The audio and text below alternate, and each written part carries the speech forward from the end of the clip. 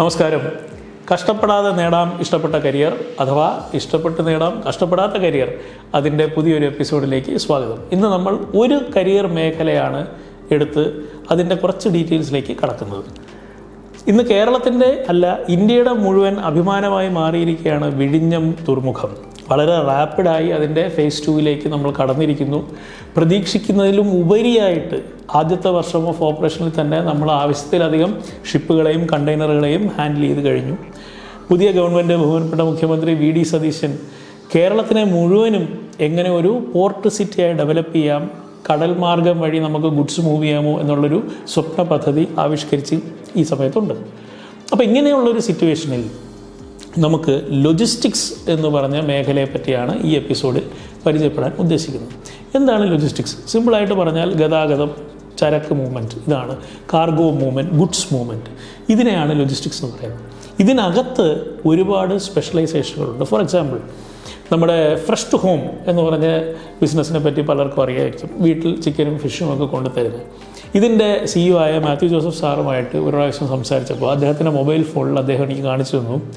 ദുബായിലെ fresh to ഹോമിൻ്റെ wear ഹൗസിലേക്ക് വരികയും പോവുകയും ചെയ്യുന്ന ഓരോ ട്രക്കിൻ്റെയും അകത്തുള്ള ടെമ്പറേച്ചർ അദ്ദേഹത്തിൻ്റെ മൊബൈലിൽ അറിയാം.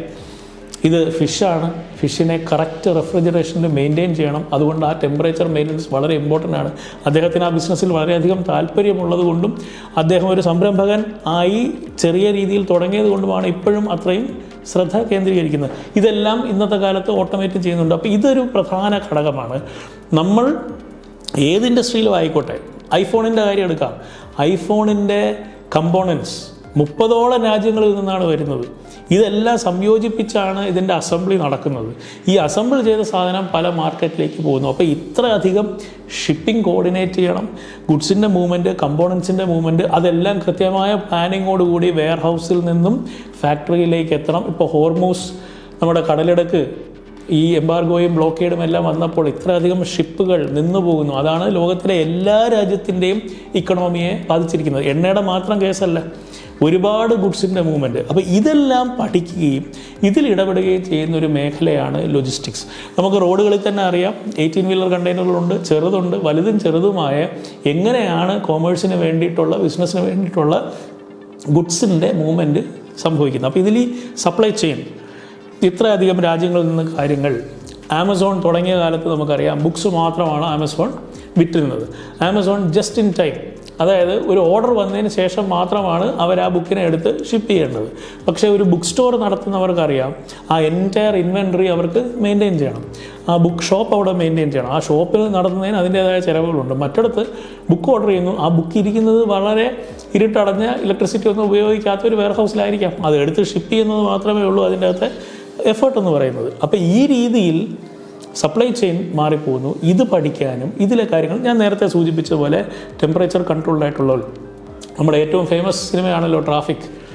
അതിനകത്ത് ഒരു ഓർഗൻ ട്രാൻസ്പ്ലാന്റിന് വേണ്ടി ഓർഗൻ കൊണ്ടുപോകുന്നിടത്തുള്ള ലോജിസ്റ്റിക്സ് നമ്മൾ ആ സിനിമയിൽ കണ്ടതാണ്.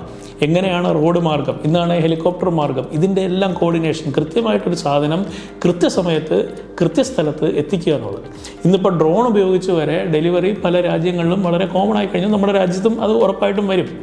ഇനി ഓട്ടോ ടാക്സികൾ വരെ ചിലപ്പോൾ ഡ്രൈവർലെസ്സായി മാറാൻ സാധ്യതയുണ്ട്, എയറോ ടാക്സി വരാൻ സാധ്യതയുണ്ട്. ഇതെല്ലാം ഈ ലോജിസ്റ്റിക്സ് മേഖലയുടെ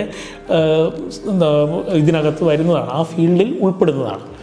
ഇതുപോലെയാണ് വെയർ ഹൗസ്. ഇപ്പോൾ വിഴിഞ്ഞം തുറമുഖം, കണ്ടെയ്നറുകൾ ഇപ്പോഴും ഇൻലാൻഡിലോട്ട് വന്ന് തുടങ്ങിയിട്ടില്ല.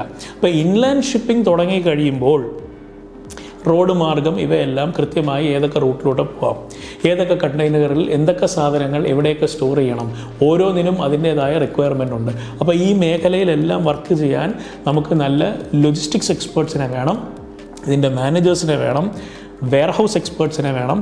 കൂടാതെ ഈ എൻ്റയർ ഓപ്പറേഷൻസ് മനസ്സിലാക്കാൻ, ഇപ്പോൾ നമുക്ക് ക്രിക്കറ്റും ഫുട്ബോളും കളിക്കുന്നവർക്ക് നിങ്ങൾക്ക് എക്യുപ്മെൻറ്റുകൾ എവിടെയാണ് മാനുഫാക്ചർഡ് ആവുന്നത്, എവിടെ നിന്ന് ഷിപ്ഡ് ആവുന്നു, ഏത് ലേബലിലാണ്, മാനുഫാക്ചർ ചെയ്യുന്ന സ്ഥലത്തായിരിക്കില്ലല്ലോ ഇതിൻ്റെ ലേബലിങ്ങും മാർക്കറ്റിങ്ങും നടക്കുന്നത്. ഈ കോർഡിനേഷനുകളെല്ലാം ഇനി വളരെയധികം ഭാവിയുള്ള ഒരു മേഖല തന്നെയാണ് ലോജിസ്റ്റിക്സ്. ഇത് ഓഫർ ചെയ്യുന്ന ധാരാളം കോളേജുകൾ തിരുവനന്തപുരത്തും കേരളത്തും ഇന്ത്യയിലൊട്ടാകെ ഉണ്ട്. നല്ല കോളേജ് തിരഞ്ഞെടുക്കാൻ എപ്പോഴും ഞാൻ മുമ്പുള്ള എപ്പിസോഡുകളിൽ സൂചിപ്പിച്ചതുപോലെ അവരുടെ പ്ലേസ്മെൻറ്റ് കാര്യങ്ങൾ നോക്കുക, എന്തൊക്കെ പ്രാക്ടിക്കൽ എക്സ്പീരിയൻസ് ആണ് അവർ തരുന്നത്, പ്രോജക്റ്റുകൾ ഏതൊക്കെ അവിടെ പോയാൽ നമുക്ക് ചെയ്യാൻ പറ്റും, ഈ കാര്യങ്ങളെല്ലാം വ്യക്തമായി മനസ്സിലാക്കിയതിന് ശേഷം മാത്രം ഒരു മേഖലയിൽ നമ്മൾ പഠിക്കാൻ കയറി അതിൽ നമുക്കൊരു ഡിഗ്രി ഉണ്ട് അല്ലെങ്കിൽ ഒരു സർട്ടിഫിക്കറ്റ് ഉണ്ട് എന്ന് പറഞ്ഞ് ആ മേഖലയിൽ നമുക്ക് ശോഭിക്കണമെന്ന് ഒരിക്കലുമില്ല. വളരെ ഇഷ്ടപ്പെട്ട് കഷ്ടപ്പെടാതെ എന്നും വളരെ ഉന്മേഷത്തോടു കൂടി ഒരു ജോലിയെ അപ്രോച്ച് ചെയ്യാൻ കഴിയുമെങ്കിൽ മാത്രമേ ഇന്ന് ആ ഫീൽഡിൽ നമുക്ക് ഉയർച്ച ഉണ്ടാവൂ. അല്ലെങ്കിൽ നമ്മളെക്കാൾ അധികം ആ ഫീൽഡ് ഇഷ്ടപ്പെടുന്ന ഒരാൾ നമ്മളെക്കാൾ നന്നായി പെർഫോം ചെയ്ത് നമ്മുടെ മുമ്പിലേക്ക് പോകുന്നത് നമ്മൾ കണ്ടുകൊണ്ടിരിക്കേണ്ടി വരും. അതുകൊണ്ട് വളരെ ആലോചിച്ച് ഈ ഫീൽഡിലേക്ക് എത്തുക. ജോലി സാധ്യതകളുണ്ട്, പക്ഷേ നമുക്ക് ജോലി സാധ്യത ഉണ്ടോ എന്നാണ് നമ്മൾ മനസ്സിലാക്കേണ്ടത്. അപ്പോൾ വളരെ കഴിവുപയോഗിച്ച് സമയം സ്പെൻഡ് ചെയ്യാനും ശ്രദ്ധ കൊടുക്കാനും അറ്റൻഷൻ സ്പെൻഡ് ചെയ്യാനും നമുക്ക് ആ ഫീൽഡ് തിരഞ്ഞെടുക്കാൻ പറ്റുമോ ഇല്ലയോ എന്നുള്ളതാണ് ആലോചിച്ച് തീരുമാനിക്കേണ്ടത്. ഇതിനകത്ത് മെഷീൻസുമായിട്ടും നമ്മൾ ഡീൽ ചെയ്യേണ്ടി വരും, മനുഷ്യരുമായിട്ടും നമ്മൾ ഡീൽ ചെയ്യേണ്ടി വരും. പുതിയ പുതിയ സോഫ്റ്റ്വെയറുകൾ, പുതിയ പുതിയ ടെക്നിക്കുകൾ ധാരാളം വന്നുകൊണ്ടിരിക്കുന്നൊരു മേഖലയാണ്. പുതിയ തുറമുഖങ്ങൾ വരും, പുതിയ രീതി ഓഫ് ട്രാൻസ്പോർട്ടേഷൻ വരും. അപ്പോൾ ഇതെല്ലാം ഇൻകോർപ്പറേറ്റ് ചെയ്യാനും വളരെ എക്സൈറ്റിംഗ് ആയിട്ടുള്ളൊരു മേഖല, ഒരു വലിയ മേഖല തന്നെയാണ് ലോജിസ്റ്റിക്സ്. Thank you.